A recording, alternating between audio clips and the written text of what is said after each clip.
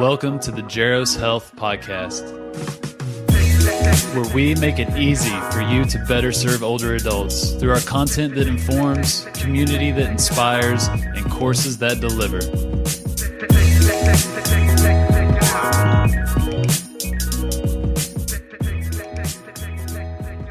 Hello, welcome to Jaros Health Podcast, where we make it easy for you to better serve older adults. I'm your host, Tali, and as you heard, with me is Erin Carey. Hi, everybody. This is the Research Says segment, where we try to find good research that can also be applicable in the clinic. In today's episode, we'll discuss therapeutic exercise adherence and what affects our patients actually doing them. I love it. Wait, was this one that people were talking about in the Facebook group? To be fair, I did not follow up with that discussion, but was it? I don't know. Which one were they talking about? I know recently there were like 3 interesting articles that were discussed on the Facebook group. One was about like seated exercise and how it only helps cognition. Yes. It's not only helps cognition. I mean, I didn't read it. I only read the title. Okay. I was not a part of the conversation. I just saw it and I was like, interesting. Maybe we'll talk about it. Yeah. I mean, we'll talk about it at maybe next time. I did not see this one on the Facebook group. If it is there, please send me a link to the discussion because I would like to see what other people thought about it. But this one was actually published in the British Journal of Sports Medicine at May 2017. So it's from 2 years ago. The British Journal of Sports Medicine is a pretty reliable one. Yeah. Well, what's the impact factor? The impact factor is 7.867, updated in 2017. Dang. Is that good enough for you, honey? Yeah. Okay. All right. I dig it. For reference, PT Journal is like 3. The funny thing is, I was reading this article at my job, and one of my coworkers asked what I'm reading, and I told them, and we got into an interesting discussion that I think it's a good and proper debate in our field. We got into a discussion: do you care if your patients do their exercise program at home? Okay, wait. Tell me how this conversation went. Who was on what side? I have opinions, so. We all have opinions. That's why we have a podcast. Yeah, right. No, we all have opinions. As humans, we have opinions. I don't want to get into this discussion because I will get into it I think on our Game Changers group. I think it's a discussion that it could be a debate that is good and proper for our field and community to have, but now it's not the time. All right, that's fine. Let's talk about the article. But right now I want to explore how do we get them do their homework. I like it. Okay, so this is looking at ways to increase patient adherence to home exercise programs? Exactly. Interventions to increase adherence to exercise in older adults with low back pain and or hip osteoarthritis, a systematic review and meta-analysis. It's from Nicholson et al. So the objective was to evaluate whether interventions aimed at increasing adherence to therapeutic exercises actually increase adherence to therapeutic exercises greater than contextually equivalent control among older adults with chronic low back pain and or hip or knee osteoarthritis. So the design was a systematic review and meta-analysis. Cool. And the review is reported in accordance with preferred reporting items for systematic reviews and meta-analysis, which is also known as Prisma. Hey. Sweet. I thought you would dig it. I do. Yeah. So they searched in 5 databases, in Medline, which is PubMed, Ebesco, Ovid, and Cochrane Library. And they searched everything until August 1st, 2016. What was the start date? And like from the beginning of time. Wow. All right. That's okay. Go on. Yeah. But what is important when they strategize the searching is they developed it consulting with a research librarian in the University of Melbourne.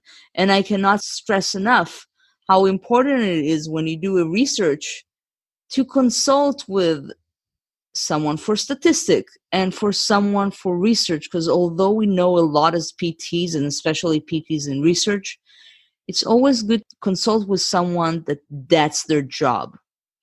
Yeah, I remember when we were at NYU, we had a whole thing with the research librarian, and I didn't even realize that they had so many resources available. I thought it was really helpful. So I echo your sentiment. Inclusion criteria, RCTs that isolated the effects of interventions aiming to improve adherence to therapeutic exercises among adults 45 years and older with chronic low back pain and or hip osteoarthritis were included. All right. So I guess we're defining older adults as 45 and older. So it's not really older adults, but it is adults. It said older adults in the title, though. It does. A flaw. Yeah, it was a flaw. I'm not going to lie. They define chronic low back pain or hip osteoarthritis with greater than 3 months. If it was a mixed population, not only people 45 years and older, then they said, okay, or at least 50% of the population is older than 45, and then they included them. Any form of therapeutic exercises was eligible, including aerobics, strengthening exercises, balance exercises, and so on. Studies required to test an intervention that aimed at improving adherence to therapeutic exercise. To be eligible, control arm included studies was required to receive therapeutic exercise comparable to intervention arm, which means they got the same exercises. It's just that with one, they did try methods for adherence and one did not. Or that they tried two different methods. So it's either had a control arm or a different intervention for adherence. Okay, cool. Again, as long as the treatment elements remained similar across the trial arms, any quantitative measures for exercise adherence was deemed eligible, including numerical rating scale and logbooks, diaries. Studies that were not available in English, conducted on animals, or published in abstract only were excluded. I was wondering what kind of article they found about animals' adherence to exercise. Right? What benefit could that have? Unless it's like horses, like racing horses. Yeah. How do you increase a horse's or a hamster's adherence to exercise? You set goals with them. Okay, well, hamster-driven goals, of course. I forgot about that. Now I just want to see the excluded articles that cause them to include like done on animals in the methods. Yeah. There are some beautiful tables in this article, so I do encourage you all to try and get it if you have access. Let's go to the results. Let's do it. So when they Google things, when they searched the 5 databases that they chose, Tali. Yes. Google it. Yeah. They found 3,899 studies. Out of that, they identified 9 studies that were eligible. And I really do understand that, because when you look for the words exercise adherence, you find those hamster studies come up, obviously.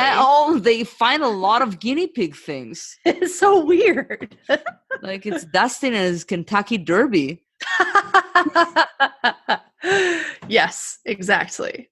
Yeah. Shout out to Dustin and the Kentucky Derby. The studies were published between 1998 and 2014, which I find interesting because I think they started kind of from the beginning of time.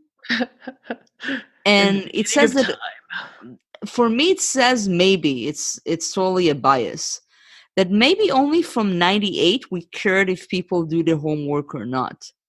You know, I think there would be a question for someone who's been practicing since the early 90s. True. So if anyone has any thoughts on that, as far as exercise adherence went back in the early 90s, that would be interesting to hear. True. And 4 articles were conducted in Europe, 3 were in Australia and New Zealand, 1 in Canada, and 1 in Hong Kong. No USA. I just wonder if we're so United States, we're fiercely independent. You know, we don't need to study exercise adherence. You don't. That's why you just dispense meds. Yeah, here's a pill. Feel better. Here's a pill. See the opioid crisis. Anyway. Okay, let's go back to the studies. Yeah. 3 studies recruited older adults with chronic low back pain, 3 recruited participants with knee osteoarthritis, and 3 recruited participants with either hip or knee osteoarthritis. Nice spread. Intervention duration ranged from 3 sessions over 8 weeks to 23 sessions over 55 weeks, which is a little over a year. So when you first said 3 sessions over 8 weeks, I was like, that doesn't make any sense. And then I remembered we're talking about exercise adherence, and they wouldn't need to check in every week. If the intervention is just to give them the exercises, do a checkup after a month and do another checkup after that, it's 3 sessions. And that makes sense. The follow-up period was ranging from 8 to 65 weeks. After the end of the intervention period? Yes.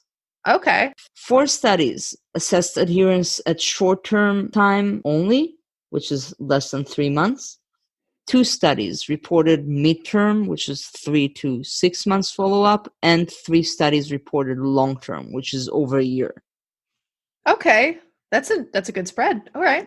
There were significant variations in the content of the specific adherence interventions that were evaluated. 5 studies involved complex behavioral interventions with multiple components, including education, counseling, positive reinforcement technique, and use of exercise diary. 2 studies included behavioral graded exercise alone or in combination with booster sessions supervised by a clinician. 1 study examined booster sessions supervised by a clinician in isolation. So 1 study examined booster sessions supervised by a clinician alone. 1 evaluated action coping plans. 1 used an audio or videotape exercises in addition to verbal instructions of the exercise program. Yeah. Question: are these booster sessions just here's a reminder what your exercises are, and they would go through it with them, or are they a specific brand of education that I'm not familiar with?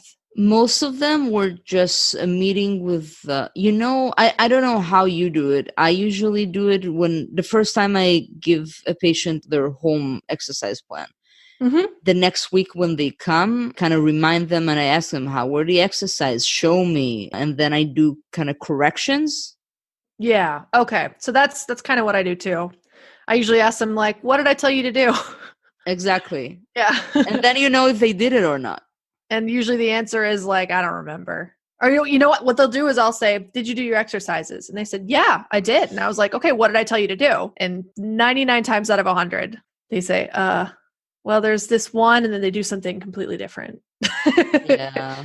So I need this study real bad. Again, you can go to table 2 for the outcomes used to measure exercise adherence, including the time points of the follow-up and if there was any missing data. The range of data includes rating of overall adherence, time spent exercising, exercise session attendance, and number of home sessions completed. The most common report was self-reported performance of exercise logbook. The documentation was pretty good in most of the articles. So let's go to a little bit of results based on the population. I'll start with the chronic low back pain. So 2 studies involving motivation programs targeting increasing self-efficacy through positive reinforcement and education reported statistically significant difference between intervention and control group at 1 or more time points measured. Remember, some measured the short term, some measured medium, some longer. And as you can guess, the effect size was large at the short term and small to medium at the long term.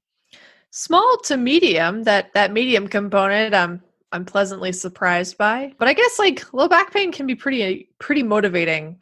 You really want it to go away. And if the exercises work, you're going to keep doing them. And usually you explain to them, listen, it's, at least I do with chronic back pain, it might come back, but the more you'll do the exercises and make sure that you do some aerobic exercise and that you move enough and do the exercises, the less likely that it would come again and stay for long.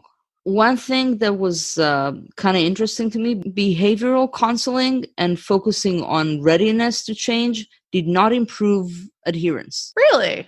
Yeah. So let's go to the hip and or knee osteoarthritis. One study examining the use of behavioral graded activity in people with knee osteoarthritis, and one study including a combination of behavioral graded exercises and booster sessions in people with hip or knee osteoarthritis, reported statistically better adherence at one or more time points compared with the control.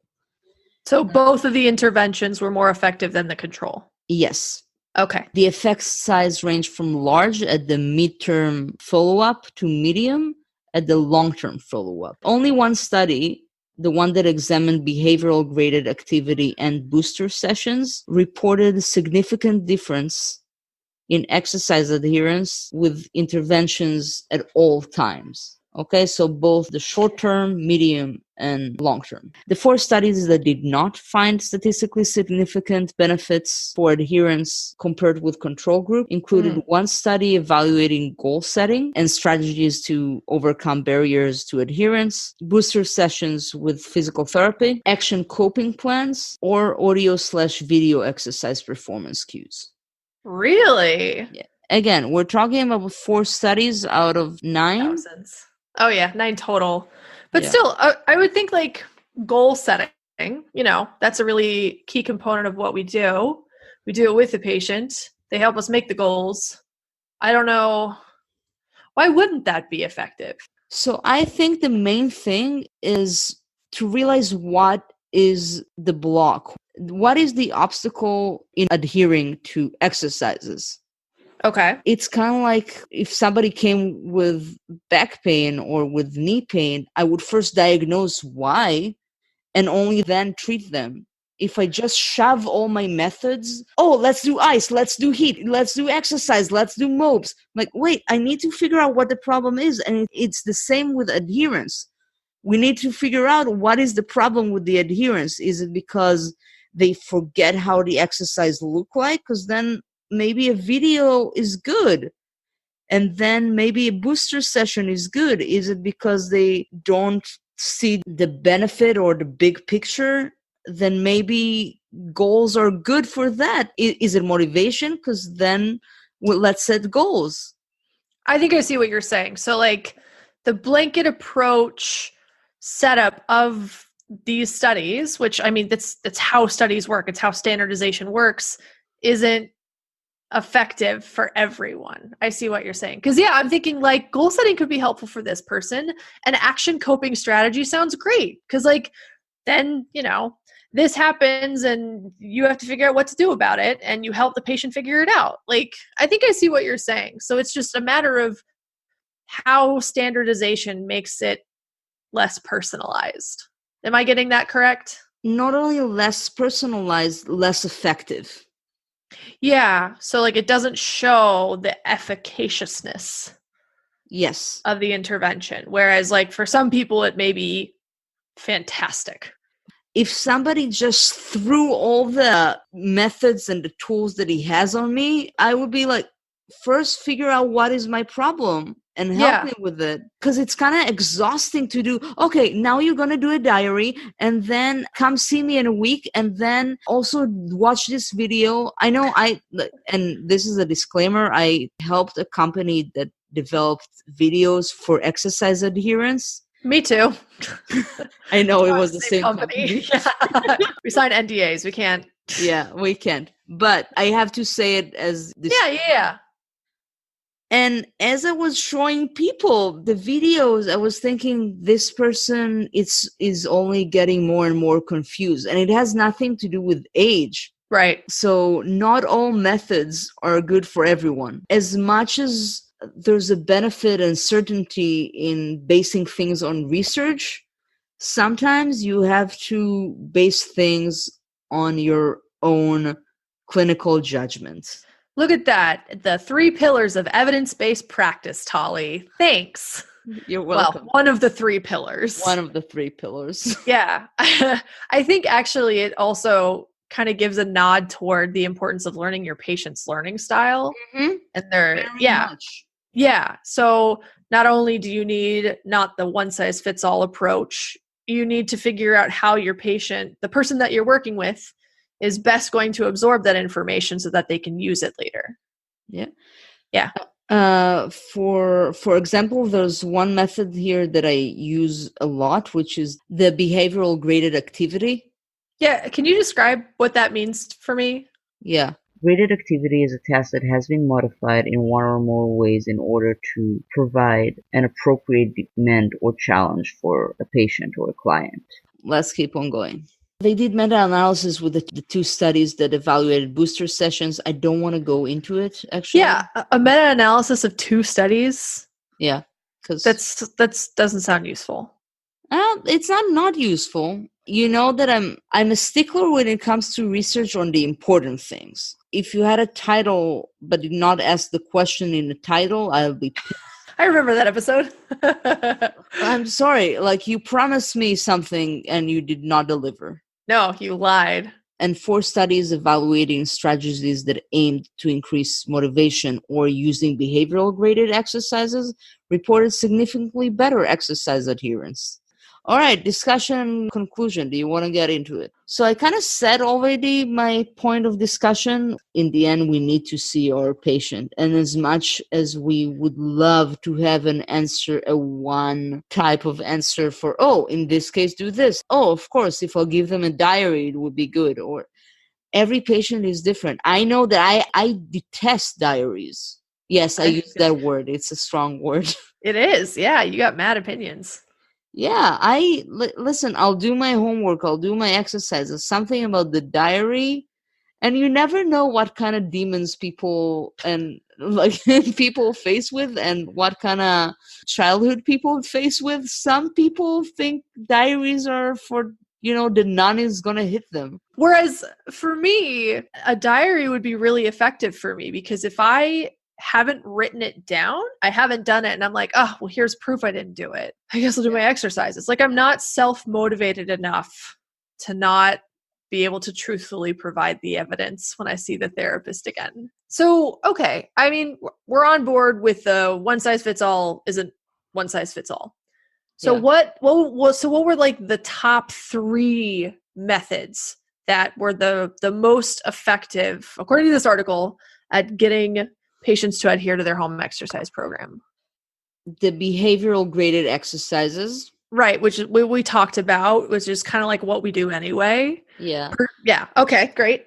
But again, it was a little different for low back pain and for knee pain. Yeah, knee pain there was better adherence than there was in the low back pain, right? Yeah. Booster sessions with physical therapy assisted people with hip and knee osteoarthritis to adhere to therapeutic exercises, and motivational strategies in people with chronic low back pain and behavioral graded exercises with osteoarthritis to improve adherence. The behavioral graded method was more efficient in both the knee but especially in the low back pain. Okay, that's helpful. So like behavioral graded exercises seem to be the most efficacious in both the populations, and then booster sessions was relatively helpful, and then motivational strategies was pretty helpful. Okay. Yeah, and also that things were more effective in the short and midterm. Yeah, regardless of the intervention, right? But mostly that with the knee and hip osteoarthritis, booster sessions helped. With the chronic low back pain, behavioral graded exercises help also. Sweet. So that's something that the listeners can do a little more reading if they want to learn about the graded behavioral exercises, and then take to the clinic tomorrow. Yeah. And they did write a note saying, how might it impact on clinical practice in the future? You know, like when people get out of the lab. Gotta get out more, y'all. The meta-analysis of the 2 studies, although it was just 2 studies, provided moderate quality evidence that booster sessions with physical therapists may improve adherence to exercise in people with hip and knee osteoarthritis. Okay, cool. That's useful information. Individual clinical trials provide emerging evidence to support the use of patients' motivational strategies in people with chronic low back pain and behavioral graded exercises in people with osteoarthritis to improve adherence to exercises. I like how this is summarizing like what we had just discussed. Yeah. That just tells me that we're right. Yeah. As I said, I think the important thing is to identify what is the barrier and then to find a tool for it and not just throw all the tools that you have. That was good. That was I like that article a lot. I'm glad you brought it to our listeners' attention.